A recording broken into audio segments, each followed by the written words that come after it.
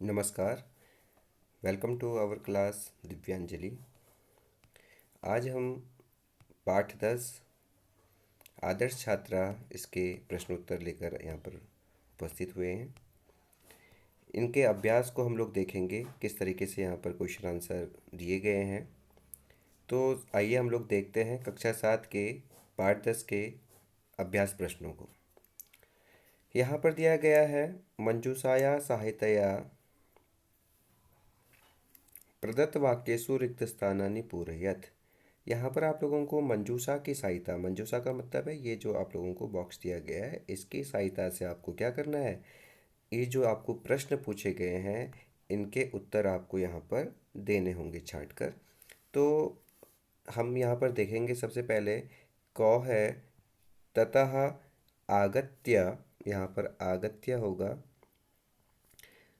कक्षाम प्रविशामि, मैं वहाँ से आकर कक्षा में प्रवेश करते हैं।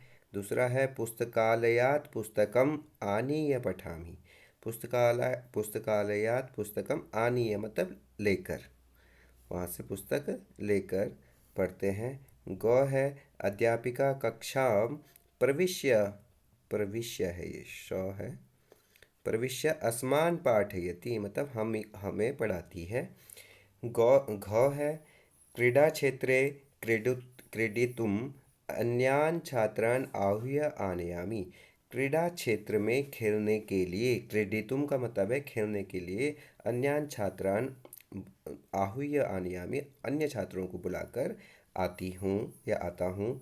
लास्ट है गाँव, इसमें दिया गया है सायं पठितुम, सायं पठितुम उपविशामि, शाम को मैं पढ़ने के लिए बैठता हूँ। तो इस प्रकार से आप इस मंजूषा से की सहायता लेकर इनको, इन जो रिक्त स्थान यहाँ पर दिए गए हैं इनको पूरा कर सकते हैं, पढ़ सकते हैं। इसके बाद आप लोगों को दिया गया है प्रश्न नंबर 2, प्रदत्त प्रश्नान एक पदेन उत्तरत, दिए गए प्रश्नों का एक पद में उत्तर दीजिए। अभिप्सा किम खादित्वा विद्यालयम गच्छति तो आपको यहाँ पर प्रश्न आपको इस पाठ से ढूंढने थे। तो यहाँ पर लिखा गया है अभिप्सा प्रातराशम, प्रातराशम का मतलब था जो नाश्ता कर कर वह कहाँ जाती है, विद्यालय जाती है। दूसरा पूछा गया है सा कुतः पुस्तकानि आनयति, अभिप्सा के बारे में यहाँ पर बोला गया, सा का मतलब है वह, तो वह कहाँ से पुस्तक लाकर पढ़ती थी, सा पुस्तकालयात, पुस्तका ये लौ है, यात ये हलंत होगा यहाँ पर, पुस्तकालयात पुस्तकानि आनयति। ग है छात्रा कीदृशा भवेयु, छात्रा एवमेव भवेयु, छात्र इस तरीके से ही होने चाहिए, इस तरीके से यहाँ पे प्रश्न पूछा गया था। अगला है अभिप्सा केन सह भोजनम खादति, केन सह भोजनम खादति, तो यहाँ पर होगा परिवारेण, परिवारेण सह भोजनम खादति। आप देख सकते हैं अभिप्सा किसके साथ भोजन कर रही है, खाती है, परिवारेण सह, परिवारेण।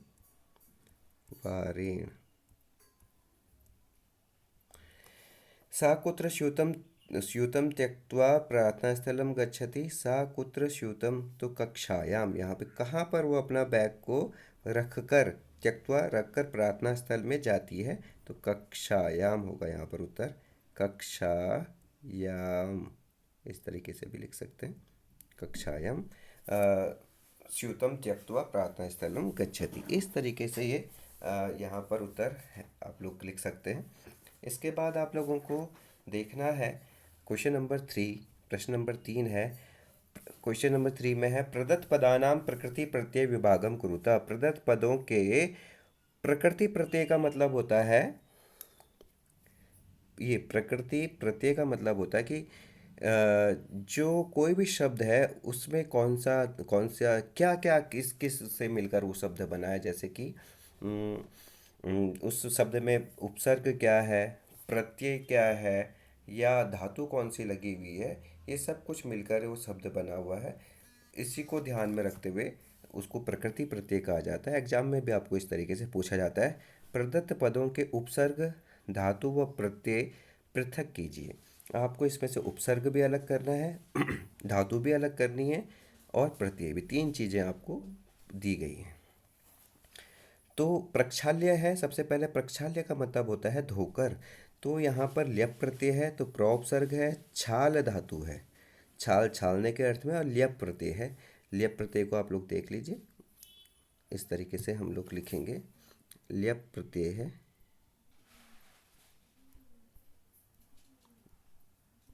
ठीक है। इसके बाद है ख आपका नंतुम। नंतुम शब्द में है नम धातु है और प्लस तुमुन प्रत्यय है, तो तुमुन प्रत्यय, नंतुम मतलब नमस्कार करने के लिए अर्थ में तुमुन प्रत्यय प्रयोग हुआ है। गौ है आपका खादित्वा, खाद धातु है, और यहाँ पर कौन सा प्रत्यय लगा हुआ है, अक्त्वा प्रत्यय लगा हुआ है। इसको हम लोग देख सकते हैं,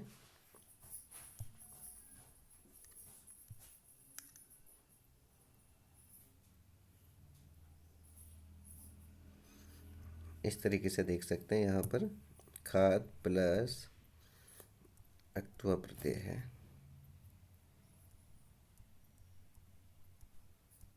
और ये ल्यप धातु है, ल्यप यहाँ पर प्रत्यय लगा हुआ था। तो ये अक्त्वा प्रत्यय इस तरीके से लगेगा, जिसका अर्थ होगा खाकर। आहुया में है आ उपसर्ग है, वह धातु है, वह, ये ह है, इसके ऊपर ए की मात्रा है, वह, और इसके प्लस करके ल्यप प्रत्यय यहाँ पर फिर से लगा हुआ है, तो यहाँ पर हो गया आहुया मतलब बुलाकर। ये आगे है क्रीडितुम, क्रीड धातु है और प्लस तुमुन प्रत्यय यहाँ पर लगा हुआ है, तो खेलने के लिए। और यहाँ पर दृष्टवा है, यहाँ पर दृष्ट धातु है प्लस अक्त्वा प्रत्यय है, तो दृष्टवा मतलब देखकर। इस तरीके से यहाँ पर ये उत्तर होंगे। प्रकृति प्रत्यय इस तरीके से अलग किया जाता है। आगे जो प्रश्न है, प्रश्न नंबर 4, जिसमें पूछा गया है कि प्रदत्त पदानाम अर्थम विकल्पेभ्यः चित्वा लिखत। प्रदत्त पदों का अर्थ विकल्पों से चुनकर लिखिए। जो ये शब्द आपको पूछा गया है, ये विकल्प आप लोगों को दिए गए हैं, इनसे आपको छांट कर उसके उत्तर को देना है। तो कौन सा होगा, प्रति आगत्य, तो यहाँ पर इसका मतलब होता है लौट कर, ये इसका आंसर होगा। इसके बाद अगला जो है ख वाला, नंतुम।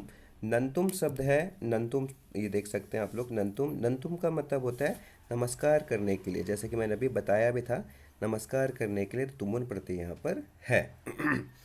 अगला है श्रुत्वा। श्रुत्वा का मतलब है सुनकर, अक्त्वा प्रत्यय है, तो इसका अर्थ हो जाएगा सुनकर हो जाएगा। घ है, घ में क्या होगा, आप लोग देख सकते हैं, घ में क्या होगा, आनीय है, यहाँ पर ल्यप प्रत्यय लगा हुआ है, तो इसका अर्थ होगा लाकर। गौ में होगा दृष्टवा, दृष्टवा का अर्थ होता है देख कर, यहाँ पर अक्त्वा प्रत्यय लगा हुआ है। तो इस तरीके से इनके अर्थों को आप लोग यहाँ से छांट कर लिख सकते हैं। अगला क्वेश्चन है आपका क्वेश्चन नंबर 5, प्रदत्त वाक्यानाम संस्कृत भाषायाम अनुवादम कुरुतः। दिए गए वाक्यों का संस्कृत भाषा में अनुवाद कीजिए। आपको ट्रांसलेट इनटू संस्कृत, आपको संस्कृत में क्या करना है, इनका अनुवाद करना है।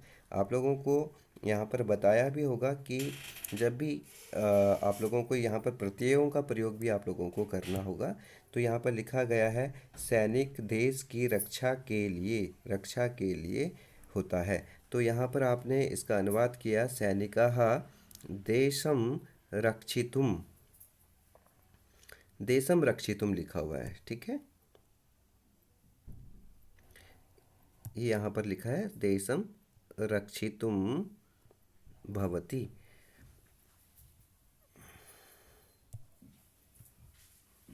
इस तरीके से आप लोग लिख सकते हैं।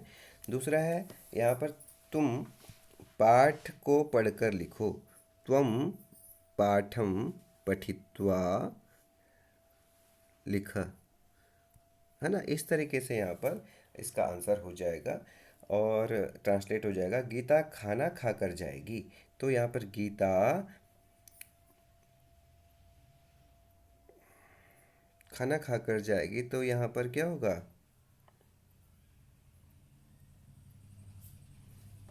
इसको एक बार देख लेते हैं।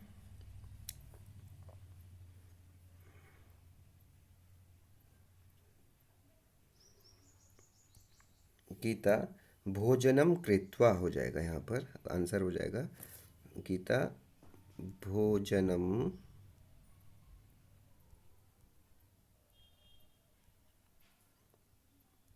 कृत्वा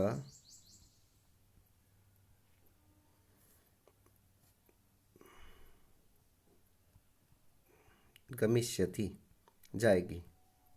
भविष्यत काल है तो इसका क्या हो जाएगा, यहाँ पर गमिष्यति रूप बनेगा, गमिष्यति। समझने की कोशिश करेंगे आप लोग। गीता भोजनम, भोजनम ये भौ है, कृत्वा गमिष्यति। इसके बाद है अगला है वह भोजन पकाने के लिए जाता है, तो सह भोजनम पक्तुम, ये पक्तुम है, तो स भोजनम पक्तुम, स वो भोजन पकाने के लिए जाता है, गच्छति हो जाएगा यहाँ पर। स्व भोजनम पक्तुम गच्छति, वह भोजन पकाने के लिए जाता है वह। दो छात्र बैग लेकर विद्यालय जाते हैं, तो यहाँ पर सीधा सीधा आप लोग लिख सकते हैं छात्रौ, ये छ है, छात्रौ शूतम, शूतम धारयित्वा,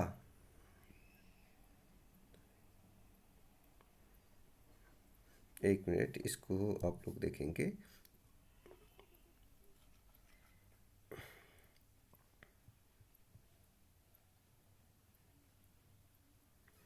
तो यहाँ पर होगा छात्रम स्यूतम धारयित्वा,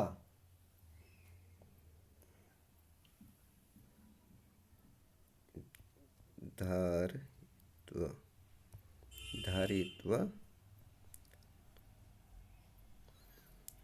विद्यालयम, यहाँ पर होगा विद्या, इसको हम अगली लाइन में लिख लेंगे।